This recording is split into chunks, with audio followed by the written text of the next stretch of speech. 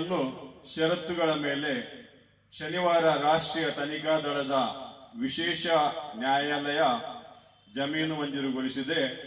ಆದರೆ ಅವರ ಮೇಲೆ ಹಾಕಲಾಗಿರುವ ಸುಳ್ಳು ಮೊಕದ್ದಮೆಗಳನ್ನು ಇವರಿಗೆ ಹಿಂಪಡೆದಿಲ್ಲ. ಅಲ್ಲದೆ ಧರ್ಮ ಭಗಿನಿಯರನ್ನು ಛತ್ತೀಸ್ಗಢದ ದುರ್ಗ ರೈಲು ನಿಲ್ದಾಣದಲ್ಲಿ ಬಲಪಂಥೀಯ ಸಂಘಟನೆಗಳು ಅಮಾನ್ಯವಾಗಿ ನಡೆಸಿಕೊಂಡಿದ್ದು ಆ ಸಂಘಟನೆಗಳ ವಿರುದ್ಧ ಕೂಡ ಯಾವುದೇ ರೀತಿಯ ಕ್ರಮ ಕೈಗೊಂಡಿಲ್ಲ. ಇದೊಂದು ಕೇವಲ ಕಣ್ಣೆರೆಸುವ ತಂತ್ರವಾಗಿದ್ದು ಕ್ರೈಸ್ತ ಸಮುದಾಯದ ಬೇಡಿಕೆಗಳಿಗೆ ಛತ್ತೀಸ್ಗಢದ ರಾಜ್ಯ ಸರ್ಕಾರ ಹಾಗೂ ಕೇಂದ್ರ ಸರ್ಕಾರ ಸೂಕ್ತವಾಗಿ ಸ್ಪಂದಿಸಬೇಕು ಎನ್ನುವ ನಿಟ್ಟಿನಲ್ಲಿ ನಮ್ಮ ಇಂದಿನ ಈ ಪ್ರತಿಭಟನೆ. ಭಾರತ ದೇಶ ಶಾಂತಿ ಸಾಮರಸ್ಯಕ್ಕೆ ಹಾಗೂ ಸಹಬಾಳ್ವೆಗೆ ಹೆಸರಾದ ಜಾತ್ಯತೀತ ದೇಶ. ಆದರೆ ಈಗ ರಾಜಕೀಯ ಪೋಷಿತ ಕೆಲವು ಬಲಪಂಥೀಯ ಸಂಘಟನೆಗಳು ಆ ಶಾಂತಿ ಸಾಮರಸ್ಯವನ್ನು ಹಾಳುಗೆಡುವ ಹೊರಟಿದ್ದಾರೆ. ಧರ್ಮಗಳ ನಡುವೆ, ಜಾತಿಗಳ ರಾಜ್ಯಗಳ ನಡುವೆ ದ್ವೇಷದ ವಿಷ ಬೀಜ ಬಿತ್ತಿ ಅವರನ್ನು ವಿಭಜಿಸಿ ನಂತರ ಮಣಿಪುರ, ಛತ್ತೀಸ್ಗಢದಲ್ಲಿ ಮಾಡಿದ ಹಾಗೆ ಕ್ರೈಸ್ತರ ವಿರುದ್ಧ ಬಹುಸಂಖ್ಯಾತ ಜನರನ್ನು ಎತ್ತಿ ಕಟ್ಟಿ ತಮ್ಮನ್ನು ಪೋಷಿಸುವ ಪಕ್ಷ ಅಧಿಕಾರ ನಡೆಸಲು ಬೇಕಾದ ವಾತಾವರಣವನ್ನು ಸೃಷ್ಟಿಸಲು ಹೊರಟಿದ್ದಾರೆ. ಅವರ ನೇರ ಗುರಿ ಅಲ್ಪಸಂಖ್ಯಾತರು, ವಿಶೇಷವಾಗಿ ಮುಸ್ಲಿಂ ಮತ್ತು ಕ್ರೈಸ್ತರು. ಕ್ರೈಸ್ತರು ಈ ದೇಶಕ್ಕೆ ನೀಡಿದ ಸೇವೆ ವಿಶೇಷ ಮತ್ತು ಅಪಾರ. ಭಾರತ ದೇಶದಾದ್ಯಂತ ಕ್ರೈಸ್ತ ಧರ್ಮಗುರುಗಳು, ಧರ್ಮ ಭಗಿನಿಯರು ಹಾಗೂ ಕ್ರೈಸ್ತ ಸಮುದಾಯದವರು ಶೈಕ್ಷಣಿಕ, ವೈದ್ಯಕೀಯ, ಸಮಾಜ ಸೇವೆ ಹಾಗೂ ಸಾಂಸ್ಕೃತಿಕ ಕ್ಷೇತ್ರದಲ್ಲಿ ಅತ್ಯಂತ ಉನ್ನತ ಮಟ್ಟದ ಸೇವೆಯನ್ನು ನೀಡುತ್ತಾ ಬಂದಿದ್ದಾರೆ. ಬಡವ ಬಲ್ಲಿದರನ್ನು ಸಬಲೀಕರಿಸಲು ತಮ್ಮ ಮನೆ ಮಠ ಬಿಟ್ಟು ಹಳ್ಳಿಗಳಲ್ಲಿ ಶಾಲೆ, ಆಸ್ಪತ್ರೆ ಹಾಗೂ ಅನಾಥಾಶ್ರಮಗಳನ್ನು ಕಟ್ಟಿ ಸರಕಾರ ಮಾಡಬೇಕಾದ ಕೆಲಸವನ್ನು ನಮ್ಮ ಧರ್ಮಗುರುಗಳು ಹಾಗೂ ಭಗಿನಿಯರು ನಿಸ್ವಾರ್ಥದಿಂದ ಮಾಡುತ್ತಿದ್ದಾರೆ. ನಮ್ಮ ದೇಶದ ಹಲವಾರು ಉನ್ನತ ರಾಜಕಾರಣಿಗಳು ನಮ್ಮ ಸಂಸ್ಥೆಯಲ್ಲಿ ಕಲಿತು ಇಂದು ಅಧಿಕಾರದ ಚುಕ್ಕಾಣಿ ಹಿಡಿದಿದ್ದಾರೆ. ಇದು ಎಲ್ಲರಿಗೂ ಗೊತ್ತಿರುವ ವಿಷಯ. ಅವರೇ ನಮ್ಮ ಪರ ನಿಲ್ಲದಿರುವುದು ಒಂದು ವಿಪರ್ಯಾಸ ಹಾಗೂ ನಂಬಿಕೆ ದ್ರೋಹ. ನಮ್ಮ ಸಂಸ್ಥೆಯಲ್ಲಿ ಕಲಿತು ಅಲ್ಲೇ ತಮ್ಮ ವ್ಯಕ್ತಿತ್ವ ರೂಪಿಸಿ ಬದುಕನ್ನು ಕಟ್ಟಿಕೊಂಡವರು ಹಲವಾರು ಇಂದು ನಮ್ಮೊಂದಿಗೆ ನ್ಯಾಯಕ್ಕಾಗಿ ನಿಲ್ಲದಿರುವುದು ಕೃತಜ್ಞತೆಯ ಪರಮಾವಧಿ. ಇಂದು ನಮ್ಮ ಮೇಲೆ ಇವರೆಲ್ಲರೂ ಹೊರಿಸುವ ಆಪಾದನೆ ಯಾವುದೆಂದರೆ ಬಲಾತ್ಕಾರದ ಮತಾಂತರ.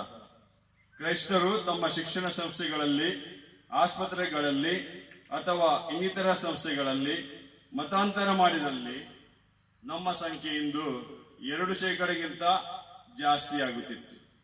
ಆದರೆ ಇಂದಿಗೂ ನಮ್ಮ ಸಂಖ್ಯೆ 2% ಕಡಿಮೆನೇ ಇದೆ. ಆದರೆ ಸೇವಾ ಕ್ಷೇತ್ರದಲ್ಲಿ ಈ 2% ಜನರು ನಮ್ಮ ದೇಶಕ್ಕೆ ನೀಡಿದ ಕೊಡುಗೆ 50% ಹೆಚ್ಚು. ದೇಶದ ಸ್ವಾತಂತ್ರ್ಯ ಹೋರಾಟದಲ್ಲಿ, ಆರ್ಥಿಕತೆ ವೃದ್ಧಿಸುವಲ್ಲಿ, ಬಡವರ ಸಬಲೀಕರಣದಲ್ಲಿ ಹಾಗೂ ಅಭಿವೃದ್ಧಿ ಕಾರ್ಯಗಳಲ್ಲಿ ಕ್ರೈಸ್ತರ ಕೊಡುಗೆ ಅನನ್ಯ ಹಾಗೂ ಅಪಾರ.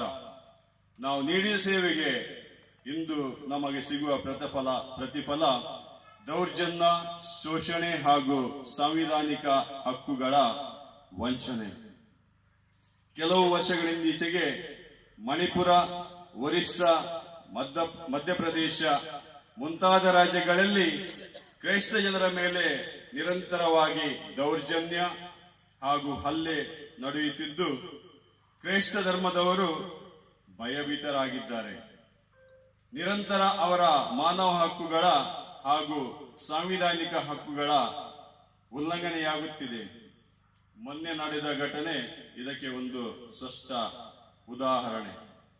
ಜೂನ್ 11ರಂದು ಮಹಾರಾಷ್ಟ್ರದ ಸಾಂಗ್ಲಿ ಎಂಬಲ್ಲಿ ಆಡಳಿತ ಪಕ್ಷದ ಓರ್ವ ಶಾಸಕ ಓರ್ವ ಕಥೋಲಿಕ ಕ್ರೈಸ್ತ ಧರ್ಮಗುರುಗಳ ಕೊಲೆಗೆ 11 ಲಕ್ಷ ರೂಪಾಯಿ ಘೋಷಿಸುತ್ತಾನೆ ಎಂದರೆ ಫ್ಯಾಸಿಸ್ಟ್ ತತ್ವ ಎಷ್ಟು ಬೇರು ಬಿಟ್ಟಿದೆ ಎಂದು ಅರ್ಥ ಆಗುತ್ತದೆ. ಛತ್ತೀಸ್ಗಢದ ಘಟನೆ ಈ ಫ್ಯಾಸಿಸ್ಟ್ ತತ್ವಕ್ಕೆ ಹಿಡಿದ ಒಂದು ಕನ್ನಡಿ. ಸಮಯ ಮೊದಲು ನಮ್ಮ ಸಂಸ್ಥೆಗಳ ಮೇಲೆ ಅವರು ಹಲ್ಲೆ ನಡೆಸಿದರು. ನಂತರ ನಮ್ಮ ಪವಿತ್ರ ದೇವಾಲಯದ ಮೇಲೆ ಹಾಗೂ ಭಕ್ತಾದಿಗಳ ಮೇಲೆ ಹಲ್ಲೆ ನಡೆಸಿದರು. ಈಗ ಇನ್ನು ಮುಂದಕ್ಕೆ ಹೋಗಿ ನಮ್ಮ ಧಾರ್ಮಿಕ ಗುರುಗಳ ಮೇಲೆ ಹಾಗೂ ಧರ್ಮ ಭಗಿನಿಯರ ಮೇಲೆ ಹಲ್ಲೆ, ಮುಖಂಡರ ಮೇಲೆ ಹಲ್ಲೆ ನಡೆಸಿದರೆ ಅವರ ಶಿಷ್ಯರು ಅನುಯಾಯಿಗಳು ಭಯಪಟ್ಟು ಓಡಿ ಹೋಗುತ್ತಾರೆ ಎಂದು ನೀವು ಭಾವಿಸುವುದಾದರೆ ಅದು ನಿಮ್ಮ ಭ್ರಮೆ ಮಾತ್ರ. ಇಂತಹ ಸಂದರ್ಭಗಳು ನಮ್ಮನ್ನು ಇನ್ನೂ ಬಲಪಡಿಸಿವೆ ಮತ್ತು ಒಗ್ಗಟ್ಟು ತಂದಿದೆ. ಅದೇ ಒಗ್ಗಟ್ಟು ನಮ್ಮನ್ನು ಇಂದು ಇಲ್ಲಿ ಸೇರಿಸಿದೆ. ನೀವು ಹೇಳಬಹುದು, ಧರ್ಮ ಭಗಿನಿಯರಿಗೆ ಜಾಮೀನು ಸಿಕ್ಕಿದೆ, ಇನ್ನು ಯಾಕೆ ಪ್ರತಿಭಟನೆ ಅಂತ. ನನ್ನ ಉತ್ತರ ಇದೆ, ಜಾಮೀನು ಈ ಘಟನೆಯ ಪರಿಹಾರವಲ್ಲ. ಇದು ಮುಂಬರುವ ದಿನಗಳಲ್ಲಿ ನಡೆಯುವ ಚುನಾವಣೆಗಳಿಗೆ ಪೀಠಿಗೆ. ಚುನಾವಣೆ ಆದ ನಂತರ ಆ ಧರ್ಮ ಭಗಿನಿಯರನ್ನು ಮಗದೊಮ್ಮೆ ಜೈಲಿಗೆ ಕಳಿಸುವ ಸಾಧ್ಯತೆಗಳಿವೆ. ಯಾಕೆಂದರೆ ಅವರ ಮೇಲೆ ಹೊರಿಸಿರುವ ಅಪಾದನೆಗಳು ಗಂಭೀರವಾದವುಗಳು. UAPA ಅಂದರೆ ಅನ್ಲಾಫುಲ್ ಆಕ್ಟಿವಿಟೀಸ್ ಪ್ರಿವೆನ್ಷನ್ ಆಕ್ಟ್, ಇದರ ಅಡಿಯಲ್ಲಿ ಮಾನವ ಕಳ್ಳ ಸಾಗಣೆ ಆರೋಪದಲ್ಲಿ ಅವರನ್ನು ಜೈಲಿನಲ್ಲಿರಿಸುವ ಸಾಧ್ಯತೆಗಳನ್ನು ತಳ್ಳಿ ಹಾಕುವಂತಿಲ್ಲ. ಫಾದರ್ ಸ್ಟ್ಯಾನ್ ಸ್ವಾಮಿಯವರ ನೆನಪಿದೆಯಲ್ಲ. ಆದುದರಿಂದ ನಮ್ಮ ಈ ಬೇಡಿಕೆಗಳು, ಒಂದು, ಧರ್ಮ ಭಗಿನಿಯರ ಮೇಲೆ ಹೊರಿಸಿರುವ ಎಲ್ಲಾ ಸುಳ್ಳು ಕೇಸುಗಳನ್ನು ವಾಪಸ್ ಪಡೆಯುವುದು, FIR ರದ್ದುಗೊಳಿಸಬೇಕು.